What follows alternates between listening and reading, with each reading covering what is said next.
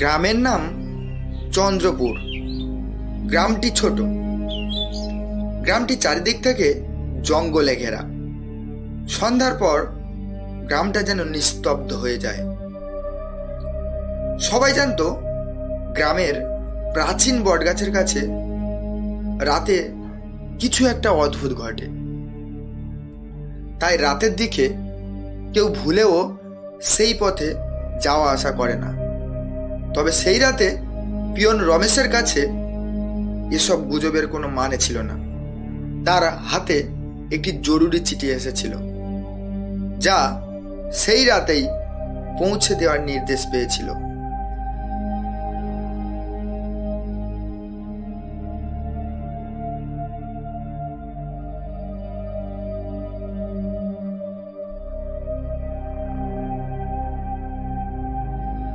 তাই ইচ্ছা না থাকার সত্ত্বেও বুকের মধ্যে সামান্য কাঁপুনি নিয়েই রমেশ সাইকেল চড়ে রওনা হলো।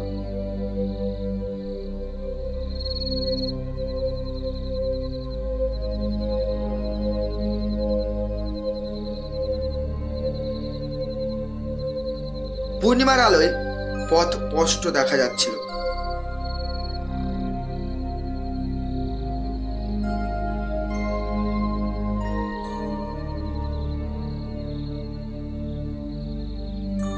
কিন্তু বটগাছের কাছে আসতেই হঠাৎ ঠান্ডা বাতাস বইতে লাগলো। চারিপাশে ঝিঁঝি পোকার ডাক থেমে গেল। হঠাৎই রমেশ শুনতে পেল কারো ফিসফিসানি। চিঠি, আমার চিঠি, ওটা আমার চিঠি, এখনই ওই চিঠিটা আমাকে দাও। রমেশ পিছনে তাকিয়ে দেখল একটা ছায়ামূর্তি বট গাছের নিচে দাঁড়িয়ে আছে। সে হাত বাড়িয়ে আছে চিঠির দিকে। রমেশের হাত পা ঠান্ডা হয়ে গেল, সারা শরীর কাঁপতে লাগলো।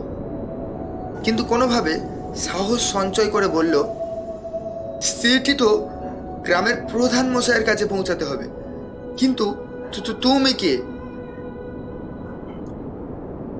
ছায়ামূর্তি ধীরে ধীরে সামনে এলো। আবছা চাঁদের আলোয় দেখা গেল তিনি একজন বৃদ্ধ। চোখে অদ্ভুত এক শূন্য দৃষ্টি।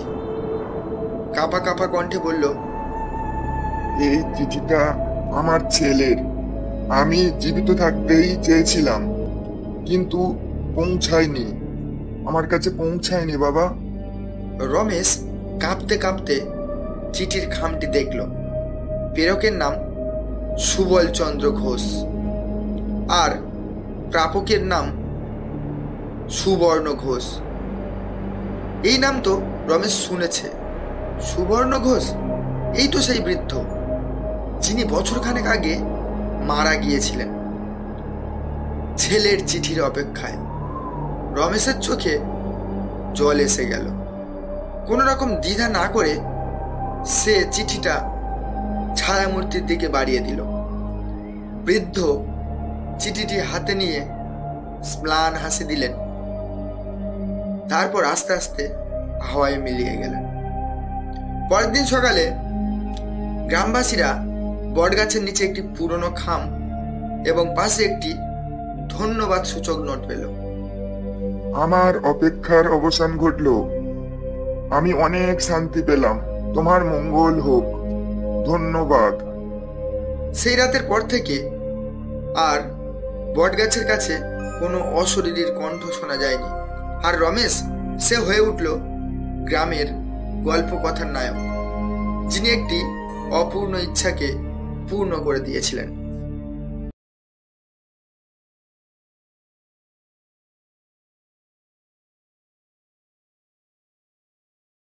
একগাদা চিঠির মধ্যে চোখে পড়ল একটা পুরনো খাম, অন্তত 7-8 বছর আগের তৈরি তো বটেই।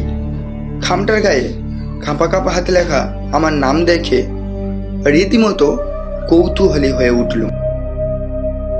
তাড়াতাড়ি খামটা খুলে চিঠি পড়তে শুরু করলুম। কাগজটাও ময়লা, নিচে নাম লেখা সুমিত চন্দ্র। খুব পরিচিত মনে হলো নামটা, কিন্তু কিছুতেই মনে করতে পারলুম না সুমিত চন্দ্রের সঙ্গে আমার কবে কোথায় পরিচয় হয়েছিল। ভাবলুম চিঠিটা পড়ি, যদি বোঝা যায়। ভাই মনোজিৎ, নির্বন্ধ অবস্থায় পড়ে আছি বছরের পর বছর। আমি খুবই অসুস্থ, সবসময় আমার মাথার যন্ত্রণা হয়। শিমুলতলার এই বিশাল বাড়িটায় থাকার মধ্যে শুধু আমি আর আমার বোন, তাও বোন মৃত্যুশয্যায়। আমার পাশে এই দুর্দিনে কারোর থাকা দরকার, কিন্তু কে থাকবে? হঠাৎ তোমার কথা মনে পড়ে গেল। চিরকালই তুমি ছিলে ডান পিঠে, ভয় ডর বলে তোমার কিছুই নেই। তুমি এই সময় আমার পাশে থাকলে আমি অনেকটা নিশ্চিন্ত বোধ করব। আমাকে চিনতে পারছো তো? আমি মোটা। এইটুকু পড়েই চিনতে পারলুম সুমিতকে, আমার স্কুলের বন্ধু। আমাদের দুজনের মধ্যে খুব ভাব ছিল। সুমিত ছিল ফর্সা, গোলগাল, নাদুস নদুস ভালো মানুষ। ওকে আমরা বন্ধুরা নাম দিয়েছিলাম মোটা। সেই নামেই ও আমাদের কাছে পরিচিত ছিল বলেই সুমিত নামটা চট করে মনে করতে পারিনি। খামটা ভালো করে দেখতে অবাক হয়ে গেল। চিঠিটা শিমুলতলা থেকে পোস্ট করা হয়েছে 1 বছর আগে। খামের দামটা বেড়েছে, কিন্তু সেভাবে স্ট্যাম্প দেওয়া হয়নি। ভাবলুম তাই হয়তো পড়েছিল ডাক বিভাগে, তারপর দয়া করে কেউ সেটা পাঠিয়েছে। এতদিনে সুমিতের কি অবস্থা হলো কে জানে। ঠিক করলুম কালই রওনা হব। ক্ষতি কি? বন্ধুর উপকারও করা হবে, বেড়ানোও হবে।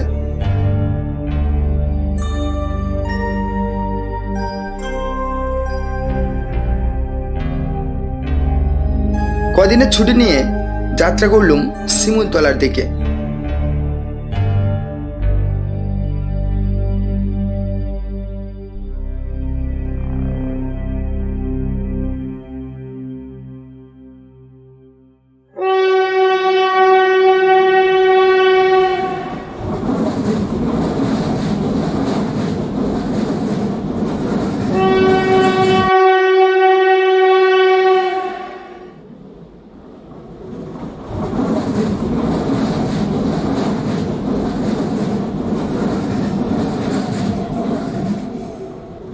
পৌঁছতে বিকেল হয়ে গেল।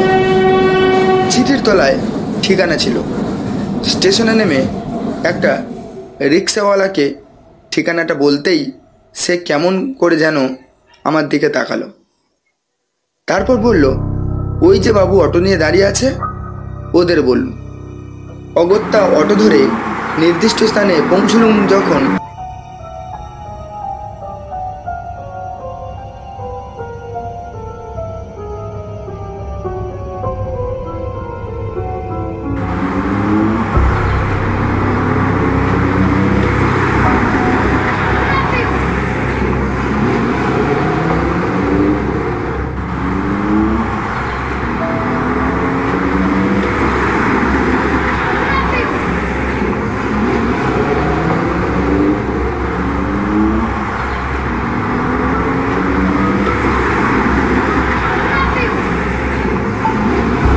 অগত্যা অটো ধরে নির্দিষ্ট স্থানে পৌঁছলুম তখন প্রায় সন্ধে হয়। অটো থেকে নেমে সুটকেসটা হাতে নিয়ে ভাড়া চুকিয়ে দিলুম। অটো চলে গেল। আমি দেখলুম আমার সামনে এক বিশাল বাড়ি। বাড়িটির চারিধারে পাথর, মরা গাছ, শুকনো কুয়ো, মাঝখানটা একটা ঢিবির মতো উঁচু, তার উপর বাড়িটা। কি রং ছিল বাড়িটার এককালে, আজ তার বোঝা যায় না। বাইরের অন্ধকার নেমে এসেছে বাড়িটার উপর।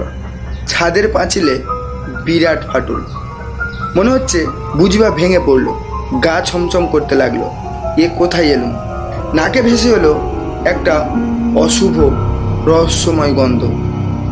একবার মনে করলুম ফিরে যায়, কিন্তু ছোটবেলা থেকে সাহসী বলে আমার একটা সুনাম ছিল।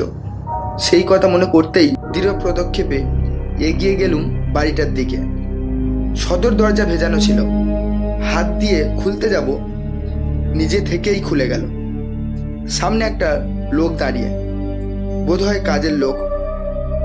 বললুম, সুমিত আছে? আমি ওর বন্ধু। লোকটা স্থির দৃষ্টিতে কিছুক্ষণ আমার দিকে তাকিয়ে রইল।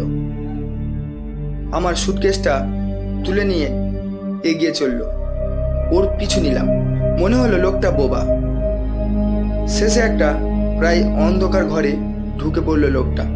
আমিও ঢুকলুম।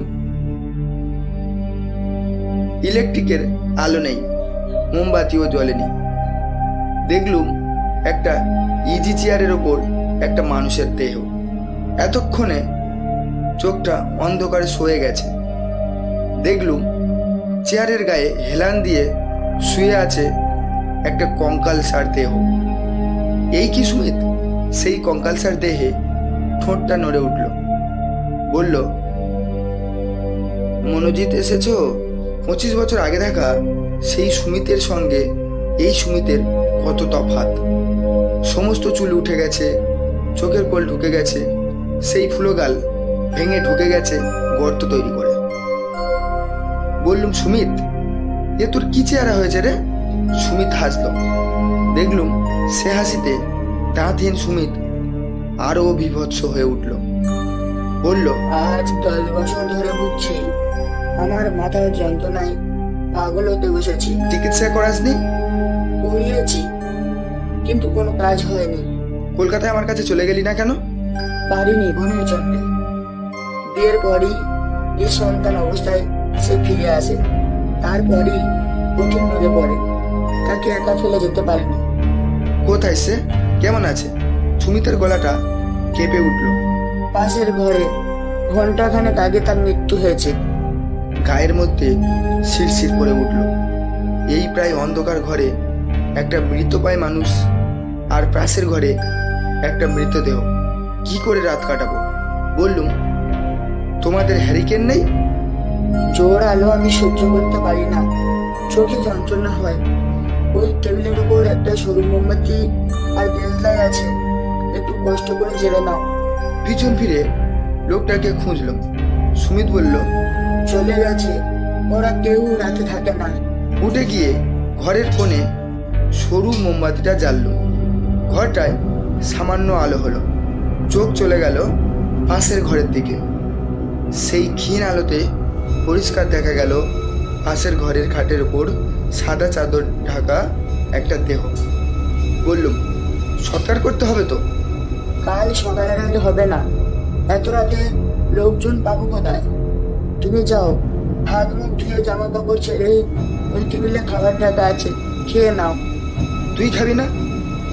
আমার হজম হয় না বলে ডাক্তার বিকেলের মধ্যে খেয়ে নিতে বলেছে। আমার খাওয়া হয়ে গেছে, তুমি খেয়ে নাও। সব কাজ সেরে খাটে এসে বসলুম। সুমিতও এসে বসেছে খাটে, কিন্তু ওর সঙ্গে কথা বলবো কি? সমস্তক্ষণ চোখটা ওই পাশের ঘরে চলে যাচ্ছে। আমার সামনেই মধ্যিখানের দরজা, তাই সোজাসুজি ওই দিকেই চোখটা আটকে যাচ্ছে। প্রচণ্ড অস্বস্তি হতে লাগলো। বুঝতে পারছি না কি করব। এমন সময় সুমিত বলল, দেখো, আমরা এই ঘরে কথা বলছি, ও ঘরে সুনীতির বোধহয় শান্তিভঙ্গ হচ্ছে। এক কাজ করি, দরজায় একটা তালা দিয়ে দিই। তালা কেন? ওটা ভালো বন্ধ হয় না। বহুদিনের দরজা তো, ফাঁক হয়ে থাকবে। একটা তালা লাগিয়ে দিলে খুলে যাবে না। সত্যি বলতে কি, খুব খুশি হলুম। মনে মনে সুমিতকে ধন্যবাদও দিলুম।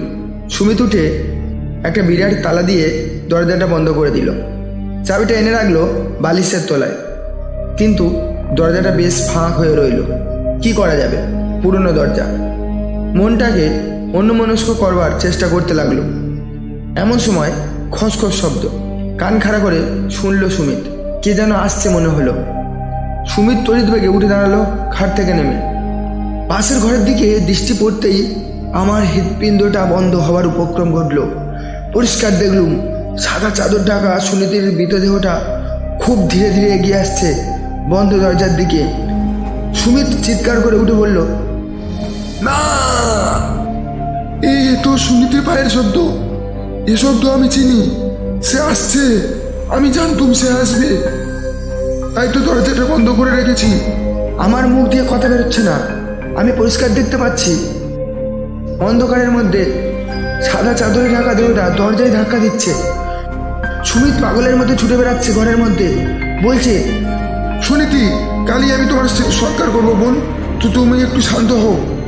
আমি খাটের পেছনে নেমে দাঁড়িয়েছি, পালাতে চাইছি, পা দুটো আটকে গেছে ভারী হয়ে, নাড়তে পারছি না। সুনীতি ক্রমাগত দরজা নাড়ছে। পরিষ্কার দেখলুম দরজার তালাটা ভেঙে পড়লো। হট করে দরজা খুলে গেল। দমকা বাতাসে নিভন্ত মোমবাতি দপ করে নেমে গেল। আর ঠিক সেই মুহূর্তে সুনীতির চাদরে ঢাকা সবটা ঝাঁপিয়ে পড়লো সুমিতের উপর। একটা চিৎকার, তারপর সব শেষ। ততক্ষণে ঘরের দরজাটা খুলে আমি ছুটতে আরম্ভ করেছি। পাগলের মতো ছুটে চলেছি, ছুটছি তো ছুটছি, কতক্ষণ ছুটেছি নিজেই জানি না। দিনের আলো চোখে পড়তে জ্ঞান হলো। দেখলুম একটা বড় মাঠের মধ্যে আমি একা শুয়ে আছি। বুঝতে পারলুম এখানেই কালকে অটোটা আমাকে নামিয়ে দিয়েছে। সামনের দিকে তাকিয়ে দেখি সেই বিশাল বাড়িটা আর নেই, তার বদলে পড়ে আছে ইট, কাঠ, পাথরের বিরাট ধ্বংসস্তূপ। গ্রামের নাম ছিল উদয়পুর। গ্রামের শেষ প্রান্তে ছিল একটি মাঠ। মাঠটি ছিল ডাকিনীর মাঠ নামে পরিচিত। ভূত প্রেত ও ডাকিনীর ভয়ে গ্রামের লোকেরা দিনের বেলাতেও সেই মাঠের ধারে কাছে যেতে সাহস পেত না। একদিন, এ বউ, দুটো ভাত দে, তাড়াতাড়ি খেয়ে দিয়ে শুয়ে পড়ি। কাল ভোর থাকতে থাকতে গঞ্জের হাটে যেতে হবে হলুদ কেনার জন্য, না হলে আবার ভালো হলুদ কিনতে পারবো না। হ্যাঁ বসো, দিচ্ছি।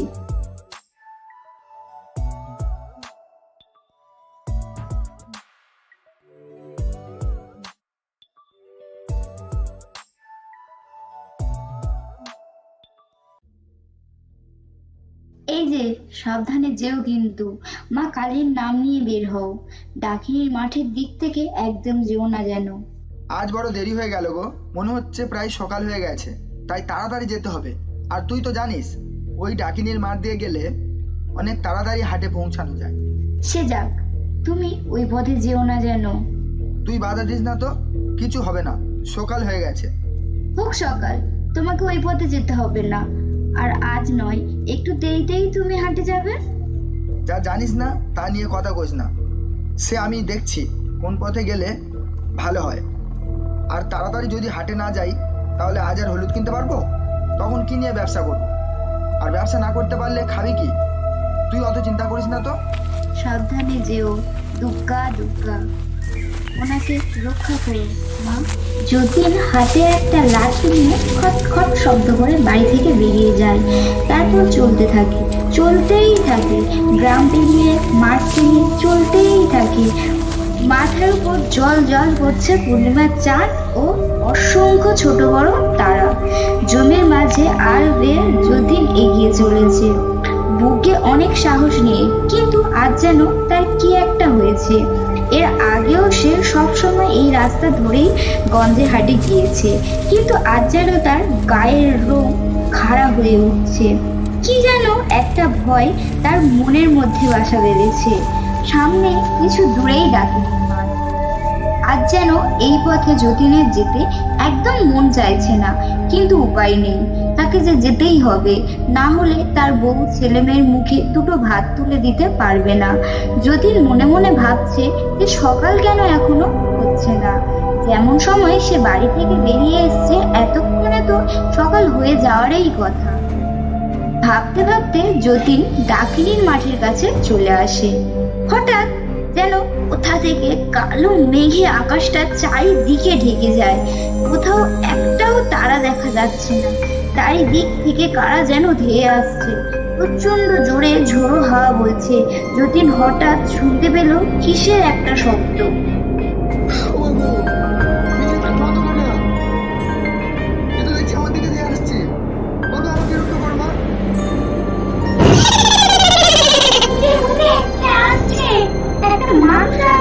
চল চল, আজ আমাদের ভারী মজা, খেতেই হবে খেতেই হবে। রক্ত মাংস সব চেটে ফুটে খাও।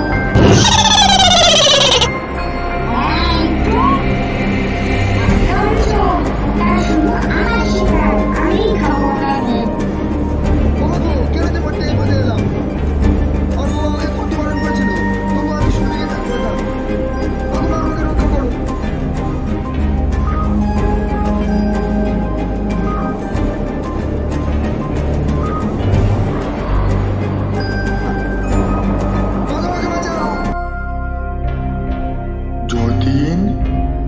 এই যতীন, যতীন, যতীন, চোখটা খোল যতীন।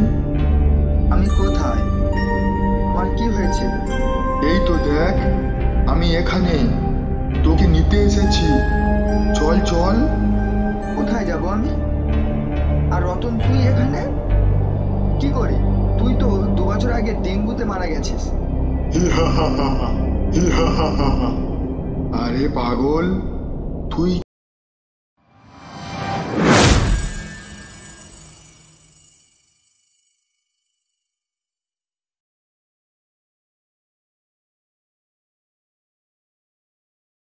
সে আজ অনেক কালের কথা।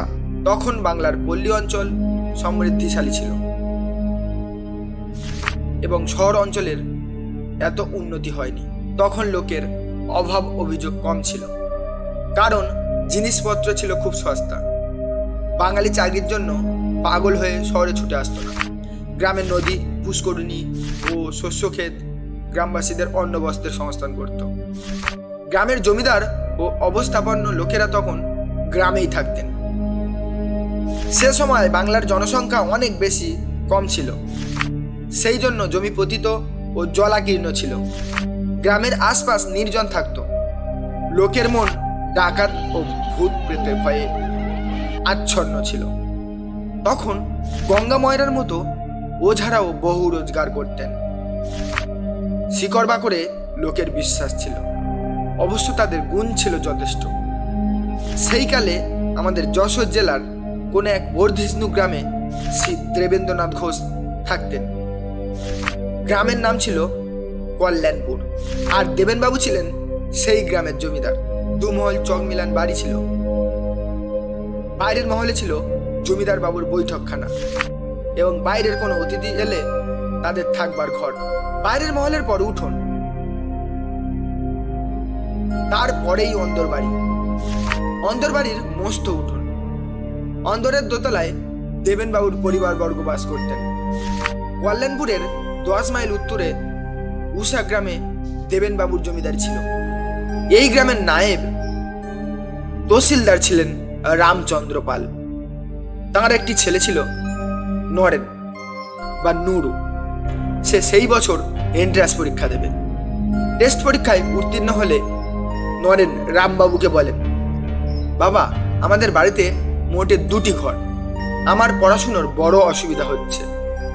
ইউনিভার্সিটি পরীক্ষার আগে এই 2 মাস যদি আমি অন্য কোনো স্থানে থেকে পড়তে পারতুম, তাহলে আমি পাস সম্বন্ধে নিশ্চিত হতে পারতুম। রামবাবু কথাটা বুঝলেন, কিন্তু হঠাৎ কোনো উপায় স্থির করতে পারলেন না। উষা গ্রাম ছিল খুব ছোট। গ্রামটির 3 দিক জঙ্গল ও একদিকে ছিল প্রকাণ্ড মাঠ। যদিও এই গ্রামে কয়েক ঘর মধ্যবিত্ত গৃহস্থের বাস ছিল, কাহারও এমন বাড়ি ছিল না যেখানে একটি খালি ঘর পাওয়া যায়। এই বিষয়ে চিন্তা করতে করতে জমিদার মশাইয়ের কথা রামবাবুর মনে পড়ল। দেবেনবাবু ছিলেন অত্যন্ত ভদ্রলোক ও দয়ালু। রামবাবু নিশ্চিত জানতেন যে তাঁর ছেলেকে 2 মাসের জন্য স্থান দিতে জমিদার বাবু কখনো আপত্তি করবেন না।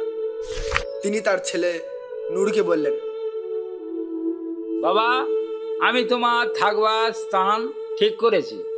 আমি আজই কল্যাণপুরে গিয়ে বাবু মশাইকে অনুরোধ করব, তিনি যেন তোমাকে পরীক্ষার 2 মাস তার বাড়িতে রাখেন। কিন্তু বাবা, একটা কথা বলি, সেই বাড়িতে বাবু মশাইয়ের পরিবারবর্গ বাস করেন। হয়তো তারা তোমার সঙ্গে মেলামেশা করবে। তুমিও তাদের সঙ্গে খুব সাবধানে কথাবার্তা বলবে। তোমার 18 বছর বয়স হয়েছে, বেশি কিছু বলা বাউল। দেখো বাবা, কেউ যেন আমার নুরুকে নিন্দে না করে। বাবা, তুমি নিশ্চিন্ত থাকো। আমাদের মনিব বাড়ির মেয়েদের সঙ্গে কিরূপ ব্যবহার করতে হয় তা আমি জানি। তাছাড়া আমি তো দিনরাত লেখাপড়া নিয়েই থাকবো। তোমার ভয় নেই, কেউ তোমার ছেলের নিন্দে করতে পারবে না। রামবাবু যা ভেবেছিলেন তাই হলো।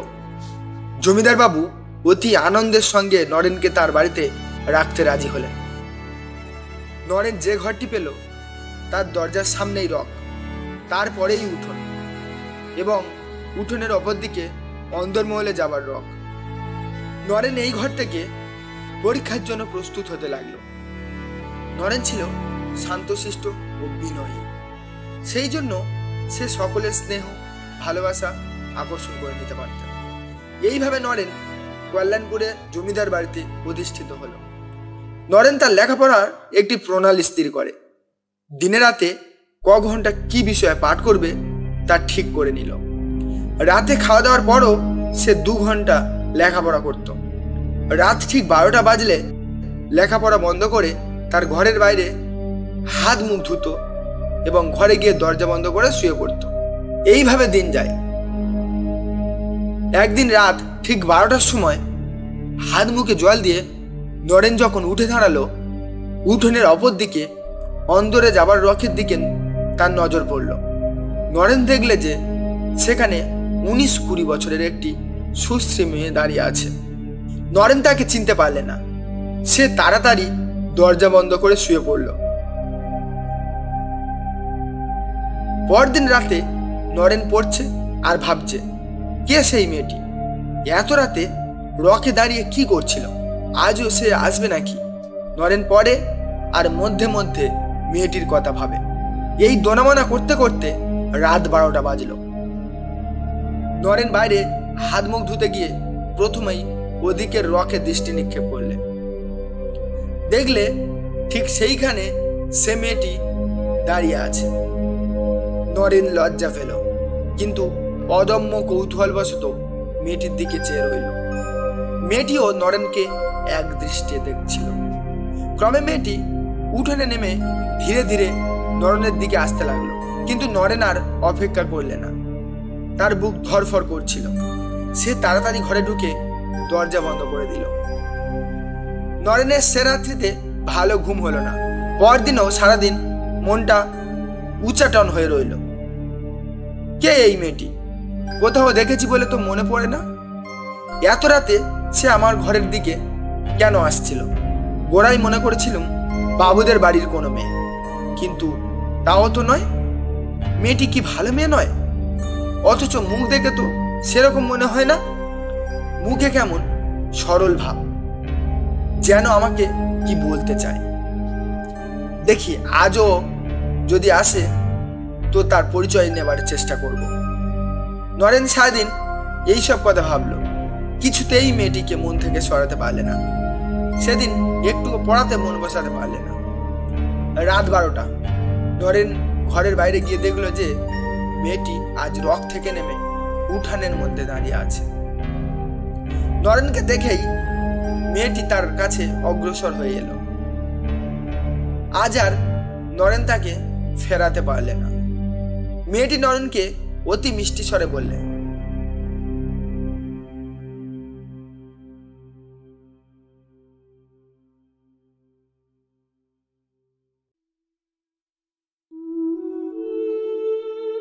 পরদিন আবার ঠিক রাত 12টার সময় মালতীর আগমন হল। পড়া সেরে ঘরের বাইরে যেতেই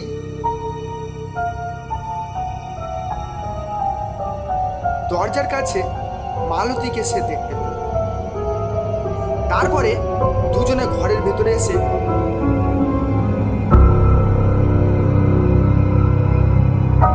গল্প গুজব আরম্ভ করলেন। এই রূপে দিন কাটছে। নরেনের লেখাপড়া চুলোয় গেছে। নরেন সর্বক্ষণ মেয়েটির কথা ভাবে, এমনই তার আকর্ষণ। সে সারাদিন উদ্গ্রীব হয়ে থাকে কখন রাত 12টা বাজবে। মেয়েটির সঙ্গ উন্মাদ করে এবং রাত 12টা থেকে 2টো পর্যন্ত এই 2 ঘন্টা সুখ স্বপ্নের মতো কেটে যায়। কখনো কখনো নরেন ভাবে যে কে এই মেয়েটি, কোথায় থাকে, কার মেয়ে, কেন সে রাত্রি 12টার সময় আসে, কেন 2টোর পরে চলে যায়। কিছুই বুঝতে পারে না। তাকে জিজ্ঞাসা করলে মালতী কেবল হাসে আর বলে, আমার পরিচয় নিয়ে কি হবে? কেন, আমাকে কি পছন্দ করো না? তুমি প্রায়ই জিজ্ঞাসা করো কেনই বা আমি 12টার সময় আসি ও 2টোর সময় চলে যায়। তার কারণটা আজ তোমায় বলি। রাত 12টা থেকে 2টো পর্যন্ত যে ক্ষণ, কেবল সেই সময়টাই আমি তোমার কাছে আসতে পারি। আমার এমন ক্ষমতা নেই যে 12টার আগে আসে কিংবা 2টোর পরেও থাকি।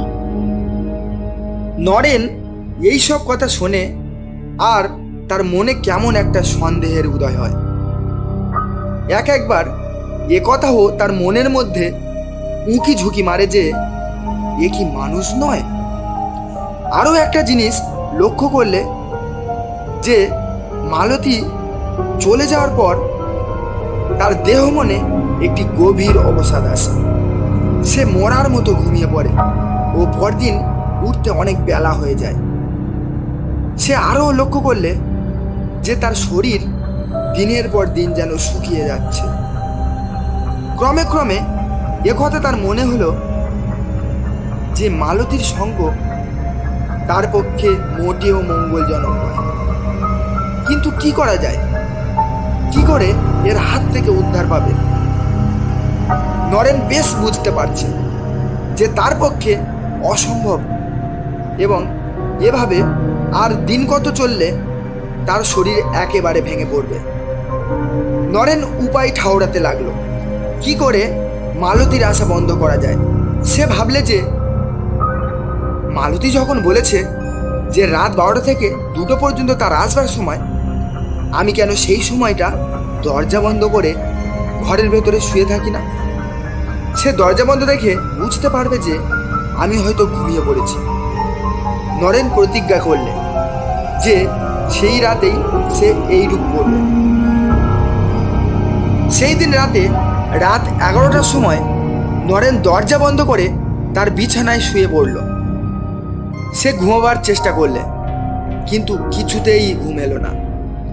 যখন জমিদার বাড়ির ঘড়িতে ঢং ঢং করে 12টা বেজেছে, তখন ঘরের মধ্যে খসখস করে কেমন একটা শব্দ হলো।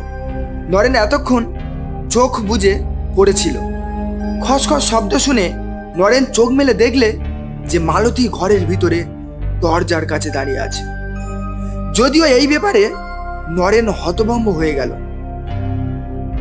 কিন্তু আশ্চর্যের কথা এই যে সে মালতীকে দেখে আবার মোহবিষ্ট হলো এবং তাড়াতাড়ি উঠে বসে তাকে সাদর সম্ভাষণ জানালেন। আরে মালতী, তুমি এসো এসো। মালতী হাসি মুখে বললে, আজ যে বড় দরজা বন্ধ করে রেখেছ, ঘুমিয়ে পড়েছিলে বুঝি? না না, শরীরটা খারাপ বোধ হওয়াতে বিছানায় শুয়ে পড়েছিলাম। মতলব ছিল 12টা বাজলেই বাইরে যাব, কিন্তু তুমি ঘরের ভেতরে এলে কি করে? মালতী হাসতে হাসতে বললে, আমি এক ম্যাজিক জানি। দরজা বন্ধ থাকলেও কি করে ঘরের ভিতরে আসা যায় সে কথা তোমাকে একদিন আমি বুঝিয়ে দেব। সে রাতে মালতী চলে গেলে নরেন এক মুহূর্তও ঘুমাতে পারলে না। সে কেবলই ভাবে যে মালতী কি করে ঘরের দরজা বন্ধ থাকা সত্ত্বেও ভিতরে আসতে পারলে। যেটা এতদিন তার মনে উঁকি ঝুঁকি মারছিল, এখন সেই ধারণা বদ্ধমূল হলো। মালতী যে মানুষ নয়, কোনো মৃত স্ত্রীলোক, এই ধারণা তার মনের উপর চেপে বসলো। কিন্তু আত্মা তো অশরীরী, সে দেহ ধারণ করে কি করে? ক্রমে নরেনের মনে পড়ল যে মালতী বারবার বলেছে যে কেবল রাত 12টা থেকে 2টো পর্যন্ত সে নরেনের কাছে আসতে পারে। নরেন ভাবলে হয়তো কেবল এই সময়টুকুর জন্যই সে স্থূল দেহ ধারণ করতে পারে। নরেনের এ সম্বন্ধে কোনো জ্ঞান ছিল না এবং কোনো স্থির সিদ্ধান্তে উপনীত হতে পারলে না। তবে এটা সে স্থির বুঝলে যে এইভাবে আর কিছুদিন চললে বাস করা দূরে থাকুক, তার প্রাণ সংশয় হবে। এর 2-4 দিনের ভিতরই নরেন কঙ্কালসার হয়ে পড়ল। ভয় ও প্রেত সঙ্গ তার শরীর আর মনকে দগ্ধ করে দিলে। দিন রাত তার খাওয়া নেই, ঘুম নেই, কেবল রাতে ওই 2 ঘন্টা সে ভুলে থাকে। এমনই মালতীর আকর্ষণ। বাড়ির সকলে দেখলে যে নরেন শুকিয়ে যাচ্ছে। দেবেনবাবু নরেনকে ডেকে পাঠালেন ও তাকে বহু প্রশ্ন করলেন। নরেন প্রথমটা লুকোতে চেষ্টা করেছিল, কিন্তু প্রশ্নবাণে জর্জরিত হয়ে শেষটা নরেন সেই মেয়েটির কথা বলে ফেললে। একটি ভদ্রলোকের মেয়ে রাতে ঘরে আসে শুনে জমিদার বাবু চমকে উঠলেন ও বারবার সে মেয়েটির পরিচয় জিজ্ঞাসা করলেন। নরেন বললে, আমি অনেক জিজ্ঞাসা করেছি, কোনো পরিচয় দেয়নি। তুমি তাকে ঘরে ডেকে আনো কেন? আমি ডাকি না, সে নিজেই আসে। তুমি দরজা বন্ধ করে থাকো না কেন? তুমি তো বলছো যে সে রাত 12টার আগে আসতে পারে না। তুমি তার আগেই দরজায় খিল দিয়ে শুয়ে পড়ো না কেন? আমি দরজা বন্ধ করে দেখেছি, দরজা বন্ধ থাকলেও সে ঘরে আসে। জমিদার বাবু অবিশ্বাসের হাসি হেসে বললেন, তুমি কি গাঁজাখুরির কথা বলছো? দরজা বন্ধ থাকলে সে আসবে কেমন করে? তা জানি না, বোধ হয় তার কোনো অমানসিক ক্ষমতা আছে। আমি তাকে জিজ্ঞাসা করেছিলাম, সে খালি হাসে আর বলে একদিন বুঝতে পারবে। নরেনের কথা শুনে দেবেনবাবু বিস্ময়ে অভিভূত হয়ে পড়লেন। তিনি বুঝতে পারলেন এর রহস্যটা কি। তিনি নরেনকে ভালোভাবে জানতেন যে সে সত্যবাদী ও সৎ, বিশেষত তার সামনে সে কখনোই মিথ্যা কথা বলবে না। তিনি নরেনকে বললেন, তুমি আমাকে এই ব্যাপারটা দেখাতে পারবে? নিশ্চয়ই পারি। আপনি রাত 12টার কিছু আগে থাকতে আমার পাশের ঘরে লুকিয়ে থাকবেন, তাহলে সবই দেখতে শুনতে পারেন। দেবেনবাবু তখনই নরেনের ঘরে গেলেন ও দরজা জানালা সব তন্ন তন্ন করে পরীক্ষা করে বুঝলেন সে দরজা বন্ধ থাকলে বাইরে থেকে সে ঘরে আসা একেবারে অসম্ভব। এই ঘরের পাশেই একটি ছোট ঘর ছিল এবং এই দু ঘরের মধ্যে একটা ছোট জানালা ছিল। দেবেনবাবু ভেবে দেখলেন যে ওই জানালাটা খুলে যদি কেউ আলো নিভিয়ে ওই ছোট ঘরটায় লুকিয়ে থাকে, তাহলে নরেনের ঘরে সব ব্যাপারই সে লক্ষ্য করতে পারবে। দেবেনবাবু মনে মনে এই প্ল্যান স্থির করে রাত্রির জন্য অপেক্ষা করলেন। রাত 12টার কিছু আগে দেবেনবাবু সেই ছোট ঘরটায় গিয়ে ছোট জানালাটার আড়ালে লুকিয়ে রইলেন, কিন্তু নরেনের ঘরের ভিতর দৃঢ় দৃষ্টি রাখলেন। নরেন দরজা বন্ধ করে শুলে তিনি দরজাটির দিকে এক দৃষ্টিতে চেয়ে রইলেন, যাতে তার দৃষ্টি এড়িয়ে মেয়েটি ঘরের ভিতরে আসতে না পারে। দেবেনবাবু এইভাবে চেয়ে আছেন আর নরেনের ঘরে আলো জ্বলছে। ঠিক 12টার সময় তার চোখ কেমন ধাঁধা লাগলো। তিনি মুহূর্তের জন্য চোখ বুঝলেন। তখনই চোখ চেয়ে দেখলেন যে একটি সুন্দরী মেয়ে নরেনের ঘরের ভিতর দরজার কাছে দাঁড়িয়ে আছে। কিসে কি হলো তিনি ব্যাপারটা কিছুতেই বুঝতে পারলেন না। তারপর মালতী ও নরেন যখন কথাবার্তা বলতে আরম্ভ করলে দেবেনবাবু চুপিসারে সে ঘর থেকে চলে গেলেন। মালতী যে পেতিনী সে বিষয়ে তার কোনো সন্দেহ রইল না।